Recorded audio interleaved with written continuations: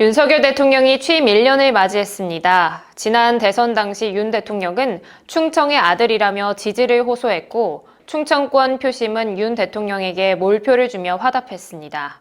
지금은 어떨까요? 지우석 기자가 자세한 소식 알려드립니다. 지난 9일은 윤석열 정부 출범 1주년을 맞는 날이었습니다. 지난해 치러진 제20대 대선에서 윤 대통령은 충남에서 51.08%의 지지를 얻어 경쟁자였던 더불어민주당 이재명 후보의 6%포인트 차 승리를 거뒀습니다.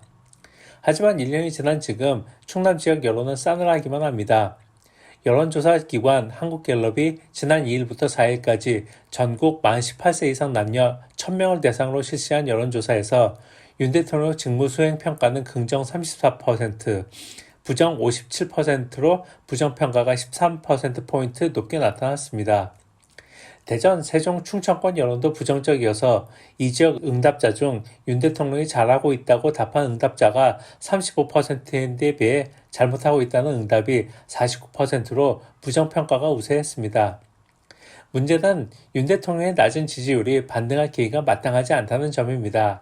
한 정치평론가는 윤 대통령 지지율 반등은 어려울 것으로 내다봤습니다.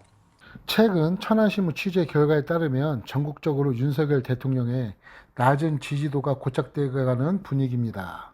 특히 세종권, 충청권에 저조한 지지율을 보이고 있는 가운데 그 현상을 분석해보면 첫 번째로서는 문재인 전 정권에 대한 적폐청산의 미흡이 있고, 두 번째로서는 윤핵관들의 당 장악력을 하는 가운데 청와대 눈치 보기, 세 번째로서는 기형적인 보수 인사들의 적폐청산 하는 행각 등이 오히려 합리적 보수를 이탈하는 계기로 내몰았고, 그 내몰린 합리적 보수층들은 오히려 새로운 보수가 출현하기를 기대하는 마음으로 윤석열 정권의 낮은 지지도가 이어지고 있는 현상이라고 볼 수 있습니다.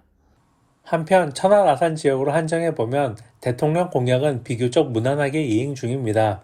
천안의 경우 GTX-C 노선 천안 연장은 돌발 변수만 없다면 확정적이라는 전망이 나오고 있고, 아산은 국립경찰병원 분원 유치에 성공했습니다. 천안TV 지우석입니다. 천안은 일에서 시작합니다. 기업이 찾아와 더 크게 성장하도록 돕는 일. 문화로 도시의 가치를 드높이는 일. 편리하고 쾌적한 일상으로 시민의 삶을 빛나게 하는 일. 일은 새로운 천안을 만들고, 시민은 그 안에서 행복을 만들어 가기에 다시 천안은 일합니다.